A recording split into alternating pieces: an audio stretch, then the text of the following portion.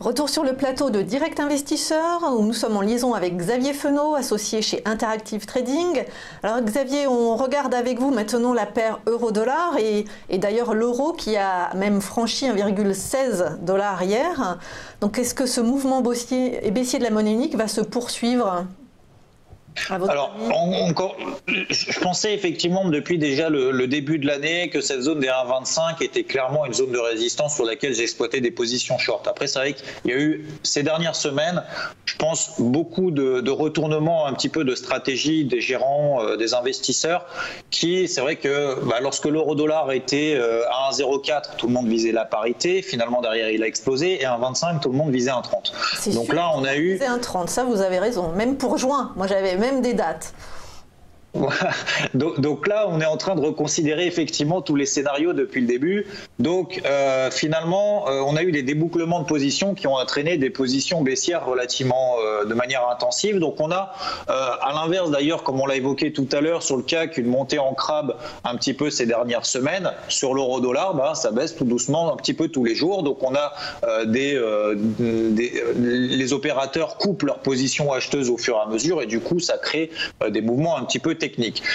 J'avais deux objectifs depuis 1,25, j'avais 1,1730 et 1,15. Alors maintenant qu'on s'y approche, on risque de retrouver finalement une phase de stabilisation. Il n'y a pas véritablement de raison qu'on aille bien plus bas. Alors, on a peut-être les opérateurs également, même d'un point de vue macro, qui à 1,25 sont en train de reconsidérer, puisque la Fed, comme on l'a dit tout à l'heure, on est quand même dans une dynamique de croissance, on est dans une dynamique de relèvement de taux, de raffermissement de la politique monétaire.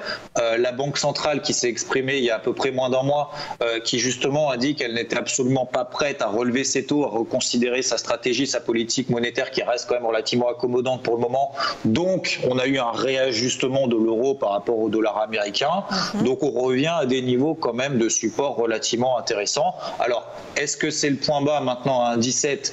Je ne pense pas, parce qu'on reste toujours dans une dynamique quand même technique relativement bien baissière depuis qu'on est passé sous les 1,22. À très court terme, c'est plutôt cette zone à peu près autour de 1,19, 1,20.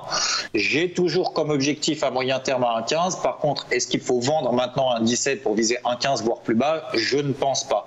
Donc là, on risque d'être dans une zone de turbulence à court terme sur l'euro-dollar entre 1,15 et 1,17.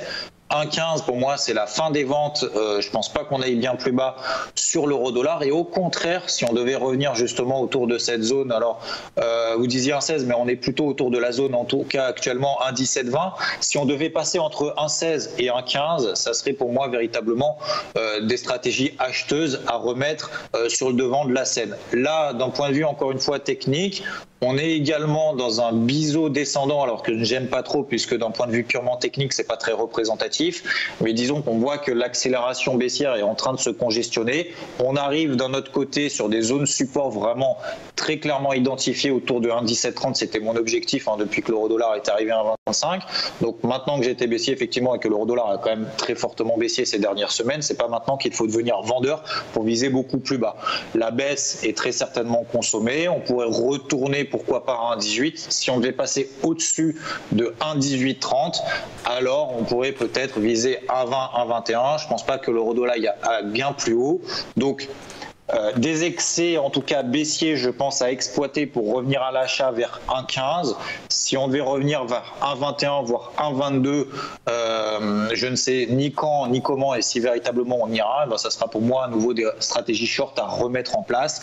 Mais là autour de 1,17, il n'y a plus véritablement grand chose à faire, si ce n'est d'attendre des excès baissiers pour acheter ou des excès haussiers pour vendre. Mais voilà, là maintenant j'ai plus tellement encore une fois de stratégie à proposer dans la zone de cours actuelle à 1,1730. Le short à 1,25 était quand même relativement intéressant à exploiter. Ça s'est mis vraiment, on a mis vraiment longtemps à mettre en place justement cette stratégie. Il s'est passé quasiment 4 mois de range sur l'euro-dollar entre 1,22 et 1,25. Là maintenant, on risque encore une fois de rentrer dans des zones de turbulence importantes. Est-ce que vous pensez que la situation politique en Italie et notamment l'avenir compromis de la monnaie unique dans ce pays, ou en tout cas c'était dans le programme du gouvernement qui est en train de se constituer, pourrait peser sur l'euro ? Oui, bien évidemment, ça risque de peser encore sur l'euro face, donc que ce soit d'ailleurs face au dollar ou aux autres devises. C'est vrai que, voilà, encore une fois, d'un point de vue vraiment technique, l'euro-dollar est vraiment dans une situation baissière. Je pense que les macroéconomistes, entre guillemets, les investisseurs, les gérants ont très clairement reconsidéré leur stratégie haussière. Comme vous le disiez tout à l'heure, 1,30 au mois de juin, je pense que là, je pense qu'il y a moins de 0,01% de chance.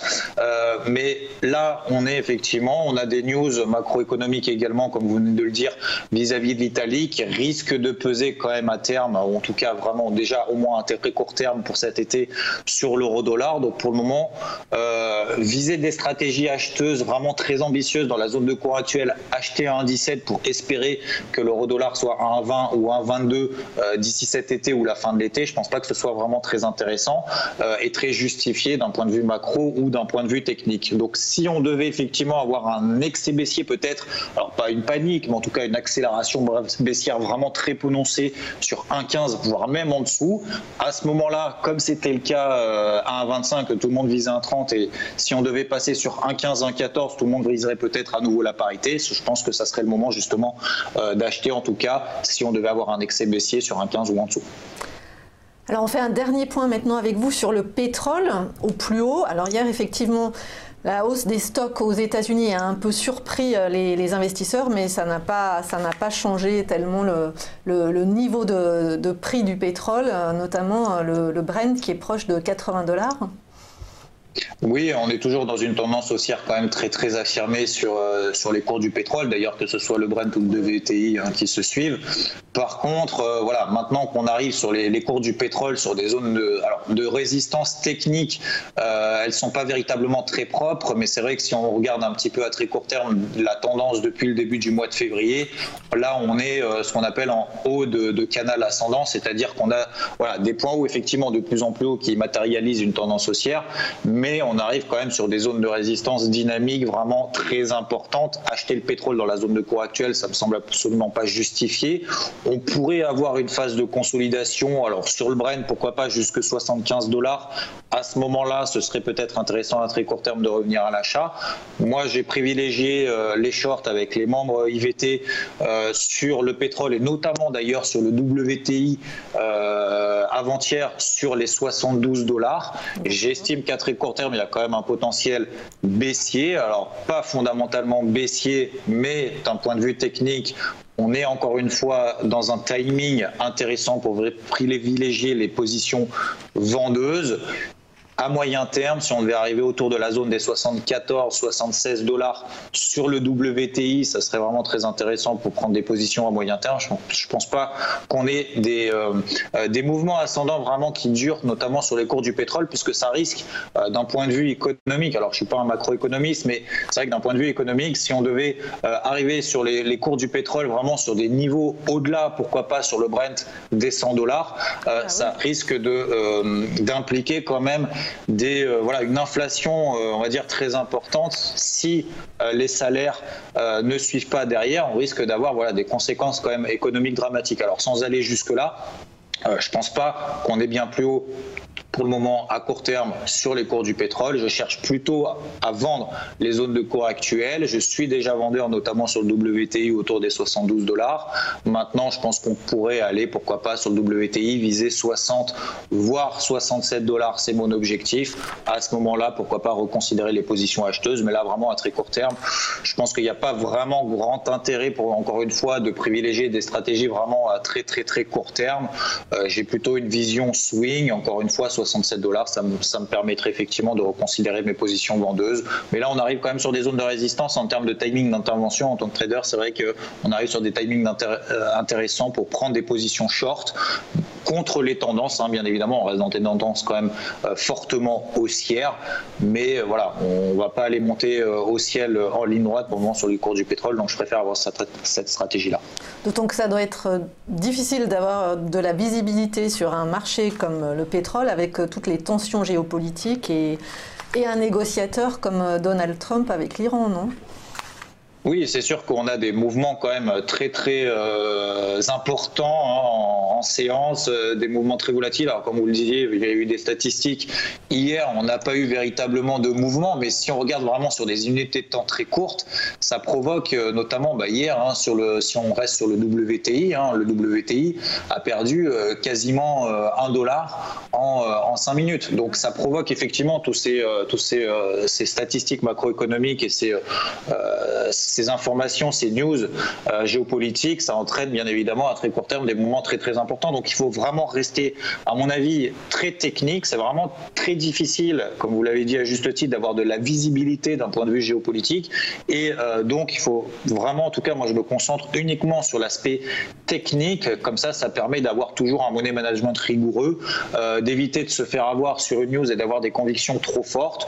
Donc ma stratégie baissière, encore une fois, sur le WTI à $72, elle peut être tout à fait invalidée, peut-être aujourd'hui, peut-être demain, très rapidement en tout cas. Donc j'ai absolument pas de conviction forte sur ce marché, en tout cas sur le pétrole à l'heure actuelle, mais c'est vrai que le timing d'intervention autour de la zone de cours actuelle quand même m'interpelle et m'intéresse pour privilégier les positions vendeuses. Merci beaucoup Xavier Fenot, associé chez Interactive Trading.